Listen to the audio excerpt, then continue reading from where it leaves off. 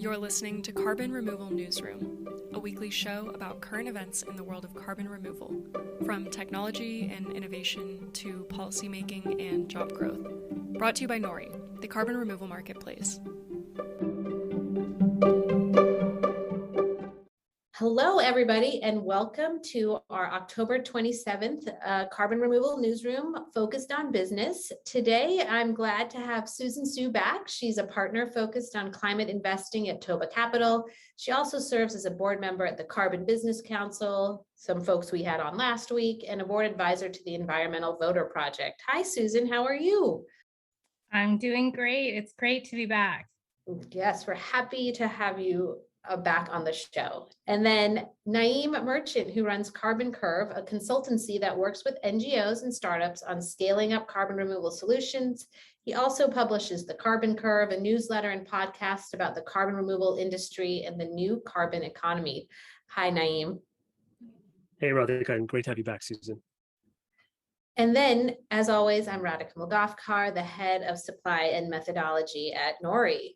So we're just going to dive in because things, as always, are moving fast on this business side of CDR. Just a few years ago, DAC technology basically was only on the lab bench. This year, the industry raised over $1 billion in VC funding with over 30 funded startups in existence. And while there are many hurdles still to bring CDR to scale, funding also needs to be diversified and innovated, something we've discussed before on this show. Tech money continues to pour into CDR. Just this week, 2 large new funding mechanisms for CDR companies have been announced. TerraSet is a new philanthropy that aims to fill the CDR quote unquote funding gap. They're looking to pool about $1 billion by 2030 to fund startups directly. Early announced funders are Tim Ferriss and Segment co-founder Calvin French Owen. In addition, Propeller is a new VC fund that announced its first seed round of $100 million to invest in ocean-based tech. So we're going to talk about both of these announcements with Susan and Naeem, and we'll start with TerraSet. Naeem, first question for you. TerraSet founder Alex Rotter, I hope I got his name right, said he wants the organization to act as an independent source of demand. Is this something that we currently need in the CDR ecosystem? Well, I think if they've figured out the legal elements to making a tax advantage donation like this, I think that's great. But I mean, at present, demand for CDR far outstrips supply. But I think on the other hand, long-term, we're going to need to see demand grow substantially. And right now, only a small percentage of philanthropic funding goes to climate in general, and only a small percentage of that goes to carbon removal. So I think it's great that it brings online new funding for CDR companies. So yeah, I'd say something like this is needed. But what I'm curious to see, or where I have reservations, is because of the tax advantage nature of donations like this, how might that maybe distort the CDR market, where at present individuals and companies are kind of used to buying carbon credits or carbon removal credits and not getting any kind of tax benefit from that. So I think this is a good idea. I'm sure smart people have figured out how to kind of work through the legal elements of being able to make a tax advantage donation that I guess finds its way to a company at the end of the line. But I think it's, when we think about how high net worth individuals are often making purchases of carbon removal credits, or they're not currently doing that on a tax advantage basis. So I think there's an open question to see how does this affect the carbon removal market, especially when supply is so thin and the market is so nascent when something like this comes along. Yeah, that's a great point. Like it is hard for me to fully wrap my mind around the tax advantage status of buying from a corporate, but like you said, Naeem, I'm sure smarter minds than mine have been thinking about this. So Susan, curious from your perspective, because you're so deep into the public or private funding, I mean, do you feel like with all the public and private money that we're hearing announced that we also need a nonprofit mechanism? And why a nonprofit mechanism? What do you think they're trying to solve? Yeah, and before I get into that, I just want to, my head's been so stuck on the nonprofit part. Like I've just been spinning on that and the cleverness there that I actually overlooked the point that Naeem was trying to make about supply and how this might shake things up in an already limited supply landscape. So I just want to touch on that again because I think it's such a good, like I hadn't even thought of that myself. So thank you, Naeem. And it's a very, very important point because I think if you read the protocol article, Alex says, this is really, I think, is it Alex? I think Alex said it, not Shashank, who said, it's really important because we need to actually show that demand is there. I think that's absolutely true. But at the same time, we actually have, you know, in the overall balance of the marketplace, we probably have an overabundance of demand at this point and a dearth of really high quality supply. So I don't think that I think that sounds really good when to say it, and it's very smart to say, but I think the real problem is probably more along the lines of, is this going to help spur higher quality supply to be motivated to come into the market? And I think that's going to be TBD, and hopefully, fingers crossed, that'll be the outcome. And I think that's definitely the goal of something like TerraSet. Now, onto the question of the nonprofit status and is this needed? I think it's not really a question of is it needed or not. I think it's a question of like, and then if you ask, is it needed? It's a really important follow on to say by whom. I don't necessarily think that companies, there's plenty of financing out there, private financing. I don't necessarily know that companies are in great need, the high quality ones that actually stand a chance to make a dent in this problem.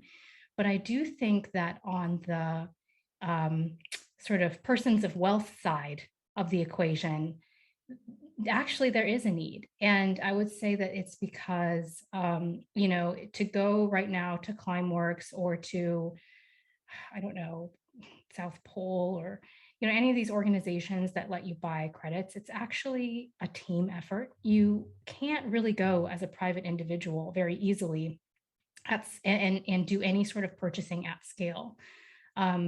You would have to have quite a lot of self-confidence. I mean, there are services out there to sort of like let you offset your e-commerce purchase or offset your personal footprint. But if you're sort of like one step above that, and I think of the uber wealthy as sort of one footprint level above the standard individual and below a corporation, we're talking about people that may be flying on private jets, that may be holding really big events with their other philanthropist friends, things that, probably the people on this podcast are not as familiar with in our day-to-day. These are sort of bigger footprint things. And I commend people for wanting to either offset or even just, not even offset, but make a dent in those kind of emissions. But it's not something that you can actually really easily do in a retail fashion today. And so I think TerraSet, by making it possible to just sort of, bypass a little bit of that admin around it, is doing something really smart. And then to get onto the 501c3 nature, I think that's incredibly clever. It's actually quite sly, if I may say so myself, because pretty much all of philanthropy, and this is where I will be getting to the plain speaking version of this podcast, but pretty much all of philanthropy is, part meant to do good and part tax haven. It wouldn't be philanthropy if it weren't a tax haven. Let's just be honest about that. And so this is the first time that it's been made retail, that you can actually, kind of get that tax haven benefit and also support carbon removal. And I think that is, it's like you read it and you realize, oh my God, aha, Alex, this is genius. This is actually a genius move. And I think it's probably going to be really successful. So I do think it's needed in some sense to just make it easier for people to participate who aren't corporations, who aren't teams, but who have a larger need than average consumer. And I also think that the nonprofit status really clinches things for this whole movement. So Susan, I want to follow up with you because one thing I think a lot about is the fact that we want to democratize carbon removal. Like we don't want to make it harder for people to enter. We want to make it easier to scale the marketplaces. And so by perpetuating the need for this type of diligence and scientific rigor that's only available maybe to the ultra wealthy or to corporations, could that do more harm than good in the long term? Because we're not finding ways to allow carbon removal to really spread to the masses, if you will. Yeah, I think that's a really important consideration. I also think that it's probably not the place of a Terra set to solve for that specific problem. I think what we would look to is, right now it is kind of the purview of those with really deep pockets, whether they be corporate entities or super wealthy individuals. And that's how it starts.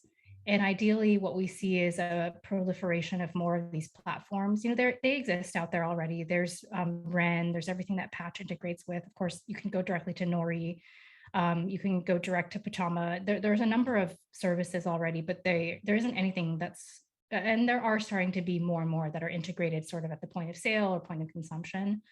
But it's still very, very nascent. And I think that that's probably it's actually a really great opportunity for this middle layer of services to really proliferate. And I think there it's really exciting because it's kind of still open field, and there's a lot of opportunity for cool businesses to be built and for that problem that you're describing to be solved. I don't think it'll be solved necessarily by a Terra set, because for, I don't know, speaking for myself, if I go somewhere and I want to do a donation, I mean, I'm no Bill Gates, so my donations are not going to make a considerable dent in my tax outlay at the end of the year. But for the average person, that's probably not the thing that's on the top of their mind, right? So I think there's going to be more opportunity for new things to come in and make it easier to do this democratization that you're talking about. But I don't think democratization is going to be like a factor of like the tax benefit. It's going to be a factor of access. Like, is it at the point of sale? Can you do it at Ace Hardware, for example? Can you do it really, really easily without having to do all the research, just like you said? But again, that's where those like middle services can really offer value. There's still so much disagreement about how to verify different methods of CDR. I was actually just having this conversation this morning with one of my coworkers and how verification continues to be such a barrier. How would you advise an organization like this as they set up their systems to ensure that their philanthropic dollars are being used effectively and really that carbon is being removed? I don't think that there's a lot that an organization like this can do to set up their systems and ensure philanthropic dollars are used effectively. Aside from ensuring that they're kind of doing the research and able to justify some of the decisions that are made, I think that there's an element of uncertainty that exists with making any kind of donation, right? So I think there's a few things that need to happen. I think the organization, number one, needs to be upfront about the risks and uncertainties involved in donating into something like this in the first place. I think that's an important responsibility that they have. And then second, I think whatever this group does in terms of making the decisions around the projects that it supports needs to be as open and transparent about its selection process as possible. And then I'd actually encourage other entities to get involved in assessing the effectiveness of how those dollars are being spent, right? Like TerraSet probably shouldn't do more than be upfront about risk and uncertainty and be as transparent as possible. And then maybe groups like that have been set up like GiveWell or Giving Green can assess the merits of how TerraSet makes their decisions. And of course, all of that kind of assumes that they're doing it transparently. But I actually think that there should be other actors that are involved in ensuring that philanthropic dollars are being used effectively. I don't think TerraSet has much of an incentive to do that, other than just being, like I said, upfront about risks and open and transparent. It is, to me, an interesting place for a nonprofit who has to assess the risks and uncertainties of a technology that is so nascent. And I can't personally think of another area where you see like a nonprofit entering so early into a field, but I haven't done a deep thinking about it. But it will be interesting to see how they balance the unknown of the technology and how they think about the risks and uncertainties around it. It's something I think we all struggle with who are in the marketplaces. I wonder Yeah. if like there's an interesting analog to something like funding novel cancer research or something like that. Like maybe there are like charities that might support research in other areas that's where things are still untested, but that money goes towards to companies that are advancing research. I think maybe that's a potential area where there's something that's relatively untested, but there's tax advantage ways of supporting some of that work. Yeah, that's a really good point. Okay, last question about TerraSet, and it's to both of you. So I'll start with you, Susan. Anybody can donate to TerraSet. It's not just for the ultra wealthy, even though it might feel like that on first blush. So if you were a philanthropist who wanted to support efforts to fight climate change, would this be the mechanism that you would prioritize, or are there other things that you would consider? Well, the thing I always say about this, it's so hard. I think we could have a whole separate podcast about philanthropy, and you'd probably want to invite better qualified guests than myself.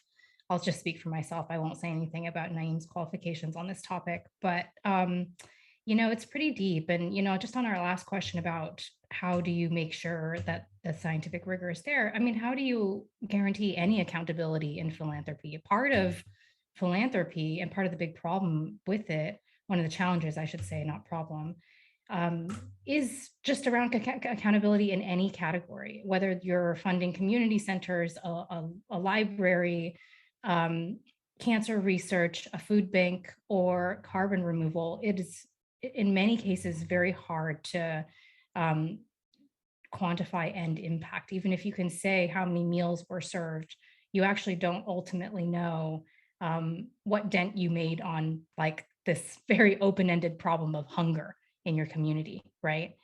And so I would say, like, it's interesting that we in the carbon removal community, we are like so hard on ourselves about proving that this, and I get it, because there's a like, and this is in the climate movement overall. I feel like we're so hard on ourselves because of what is that that cognitive bias, the Dunning-Kruger effect. It's like where people who don't know anything, they tend to overestimate their abilities, and people who know a lot about something tend to underestimate their abilities because they know too much. And I think it's a little bit of that going on. But I also think that, by the way, it's great to have that level of rigor, but I think it's also okay to cut ourselves a break. And then in terms of like actually getting to your question, is this the right mechanism to prioritize? What I wanted to say was that a lot of times what we forget is that any act of philanthropy, whether it's at very large scale by somebody super wealthy or at small scale by an average citizen, it is also an emotional act. It's not simply, in fact, it's primarily an emotional act rather than, a rational decision. And oftentimes, especially when there's a scientific component to it, we believe that we need to really spreadsheet it out and get all the numbers right. But at the end of the day, why do people donate to Stanford so that they can have their name on a building? Why do people, want the symphony to continue to exist? Are they actually able to quantify, the outcomes of those actions? I don't think so. And in capitalism, in our capitalist society, that's sort of how things work with philanthropy. Philanthropy kind of goes hand in hand with that. And this is a much bigger discussion, but I think, would I prioritize this? No, because I personally think that politics, not just policy, but politics are the most alarming, most important, most urgent aspect of the climate crisis, actually, because all of these things that, where there's a will, there's a way. So we need to work on the will part. That's my personal opinion. And that's completely separate from any sort of actual mathing it out. And I think that to ask anybody that, we need to also consider their own personal sort of like emotional relationship with the problem and what previous experience they've had with it. So I'll just leave it at that. I love that answer, Susan. I think you're so right. We often forget about the emotional, I think just generally like tie of all of this carbon removal work we do. We aren't doing it just because we're trying to make a buck, or donate a buck. But Naeem, your turn. What would you prioritize? I have a similar answer to Susan's. I think, at this stage, I wouldn't prioritize this. I think it's a cool idea, but at the risk of like sounding political, if I wanted to support efforts to fight climate change, we've got midterm elections in a couple of weeks here.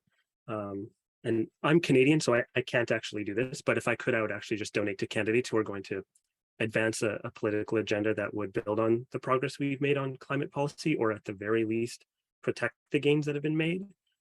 So that's what I would do. And I'd also say, like, if that's not the route you'd want to go, I'd also take a look at a group like Giving Green, whom I've worked with before. And I think they do some pretty comprehensive research and analysis on how to best use philanthropic dollars to the extent that that's possible to address climate change. So that's one group to look at. Yeah, well, a plug to everybody who might listen to this podcast to go out and vote, because as Naeem said, the midterms are just around the corner, and it is going to be a interesting election if you've been following the news. With that, I will pivot to Propeller, whose name I actually kind of love, which is a $100 million fund founded in 2022 that wants to support entrepreneurs looking to address the climate crisis, by advancing ocean carbon removal tech. The former HubSpot CEO, Brian Halligan, is a co-founder, so a big wig there. Susan, before the growing interest in ocean CDR, were ocean-based technologies something that were particularly interesting to VCs? And are you surprised by both the size of the commitment and maybe the all of a sudden emergence of oceans as a VC recipient? I'm just really surprised that Brian Halligan is behind this, and I think it's awesome. HubSpot is a great company. I've known tons and tons of people to have gone through the ranks at HubSpot, including at the VP level. And so I've heard the name Halligan for years in my career, even before I got into VC. And so when I saw that Brian Halligan was doing this fund, I was actually really surprised. It felt a little bit not who I expected, because I hadn't heard his name that much in climate circles. And I'm just extremely pleased. I also think it's really brave to be doing a first fund as somebody that comes from SaaS, from software technology, doing a first fund in ocean-based tech, because to get to your question, has this been particularly interesting to VCs? No, it hasn't been. It's been one of the tougher areas, and it's been one of the rarer areas to see any investment activity. And then thus, of course, also innovation activity. And some of the reasons for that are because it's a bunch of different reasons, right? Who owns the oceans, first of all? Who owns the coasts? The answers to those questions are really complex. And so already you're looking at some regulatory hair that a lot of innovators don't love to, get mixed up with, and that also funders don't like to really put their dollars behind. And I think there's also a lot of really nascent science around oceans and what happens when we ocean form. I want to say like terraform, but it's not really terraforming, right? Because it's in the ocean. We don't really necessarily know what happens when we start messing with all of the, kind of ecosystem balance that there is in the ocean, although that's already happening, by the way, unintentionally. So I think this is really, really unique. It's filling a gap that's quite large, and it'll be interesting to see what sort of innovation activity it invites out of the woodwork. I would say, to the question about the size of the commitment, look, it's actually $100 million fund is both a lot and it's also not a lot. A name like Brian Halligan should be able to command a $100 million fund in almost any category. I'm a little bit impressed and surprised that it's in ocean-based technology, but it should be able, I'm sure as the GP, he's probably committing a good amount of the capital himself, and that helps to give LPs confidence. We don't know who all is behind this, but he's surely well connected to a lot of potential LPs. So, of course, for a first-time fund, this isn't like your $10 million micro fund. But again, a Brian Halligan would never be doing a $10 million micro fund in any category.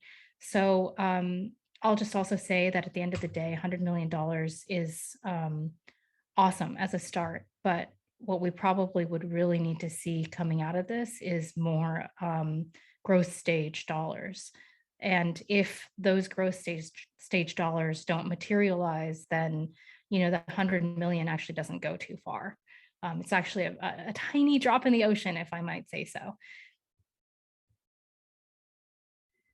I mean, I think what you were talking about, particularly around the regulatory piece, I would even expand it a little bit to say, as we were talking about the emotion of philanthropy, the oceans, particularly the coastal part of the oceans, elicit very strong emotional responses from people, and they're very protective of it. So I feel like that's a whole nother level of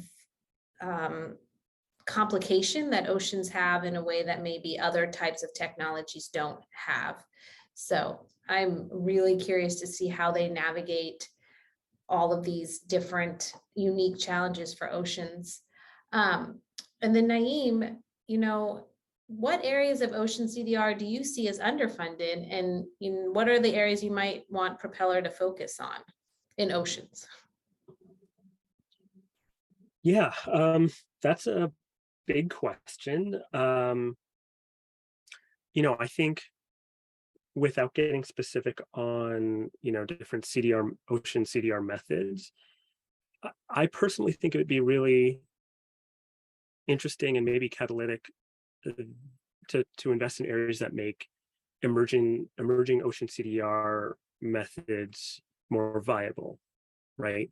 So like what can have a multiplying effect by potentially benefiting a number of ocean CDR startups or companies. So maybe one area, and again, without getting into specific, methods within ocean CDR, but like one area is like companies that are developing technologies for better measurement, reporting, and verification of ocean CDR methods. Or another area that would be focusing on finding ways to reduce or at least just monitor the ecological impacts of different ocean CDR methods. I think that what's exciting about that is I think there's a potential multiplying effect that can happen by addressing some of those challenges that are not specific to any one ocean CDR method, but I think are going to be necessary to figure out in order for more ocean CDR methods to really, really thrive. So Susan, we just touched on a whole bunch of issues to scaling ocean CDR. So including obviously MRV and regulatory and maybe the social dynamics around it.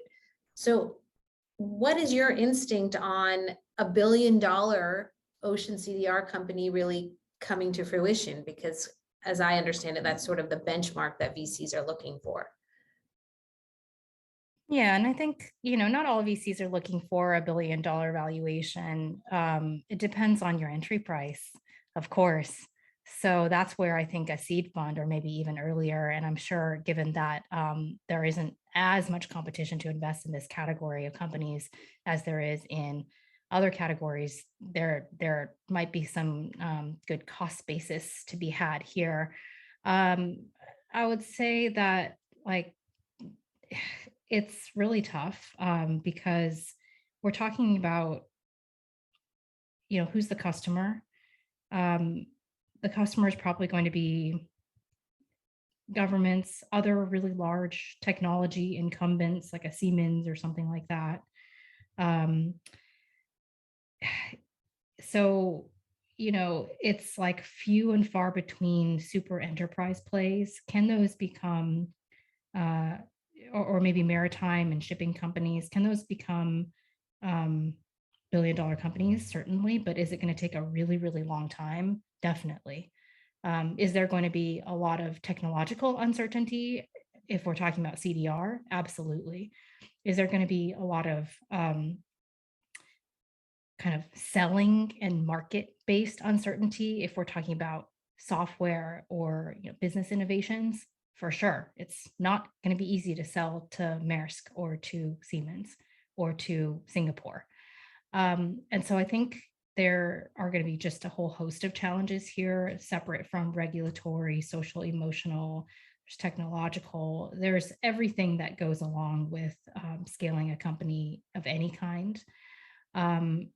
So, yeah, I personally see the billion-dollar valuation as very possible, but also very, very hard in this category because of some of those dynamics.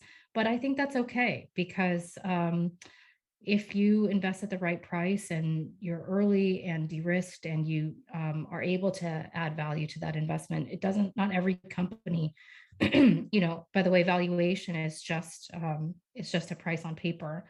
Not every company has to hit $1 billion valuation, so to speak, in order to have an impact both on the portfolio and on the challenge at hand. So last question for you, Naeem. Propeller is working with Woods Hole Oceanographic Institute, obviously renowned leader in ocean science.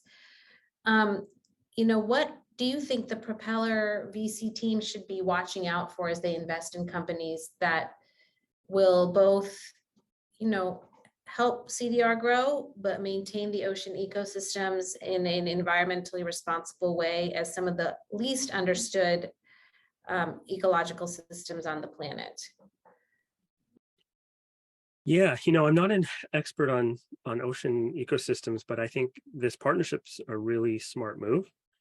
And I think just more broadly, I think Propeller will need to be mindful about balancing the tensions that are going to exist between, their investments, their portfolio companies who want to kind of prototype and commercialize ideas quickly, and then their research partnership here and the research partners who are going to want to spend a lot more time and focus on the science. I think one of the risks that we see with ocean CDR is that there are so many of these potential ecological impacts, MRV challenges, regulatory uncertainty. There's so many questions in this area, and like the incentive model is like, how do we demonstrate we can get demand, and how do we scale as quickly as possible? And there's that side of it, and then there's the other side of it that's like, actually we have a lot of research questions that we still need to figure out before we start, I don't know, selling carbon removal credits. But both sides of this are important, right? Figuring out how to kind of commercialize your business idea is kind of the point of starting a company. But the partnership with this research institute is a really, really smart move, but I think it's going to be really difficult to find that balance, to get that partnership working in a way that is both environmentally responsible, but also, a financially lucrative arrangement for Propeller. So I think that'll be tricky. It seems like Propeller is just going to have to be a very patient VC because there are so many unanswered questions, and to dive into this space will require a certain amount of willingness to hold for the long term, I guess. That's what I kind of hear both of you saying in your answers. Well, I want to turn it over to good news, which is Susan. So Susan, let us know your good news. I just had a baby. Yay. So we're all officially parents here on the Carbon Removal Newsroom, and things are going great. We're almost at the 2-month mark, so I can't believe it. We were just chatting about how unbelievably nostalgic I feel and how fast things go by you, but it's just been an absolute amazing whirlwind. And of course, we're just totally in love and doing surprisingly well. The things that you can kind of cope with that you didn't know you were capable of before. It just really is impressive. That our ability to operate on patchy sleep, amazing. So yeah, it's been wonderful, and I look forward to being back on the pod on a regular basis. You might hear an occasional yell in the background. We didn't have any today. I'm actually really surprised, but don't expect that to always be the case. Yeah, and it's great to be back. Congratulations, Susan. You look amazing. You're just glowing. So I'm so happy that it's been a wonderful experience for you. And hey, if any of the parents of young children have yelping in the background, I just think it makes us all smile and feel good. So congrats. Congrats, Susan. Thank you. And with that, that is the end of Carbon Removal Newsroom Business Edition. Thank you all for listening.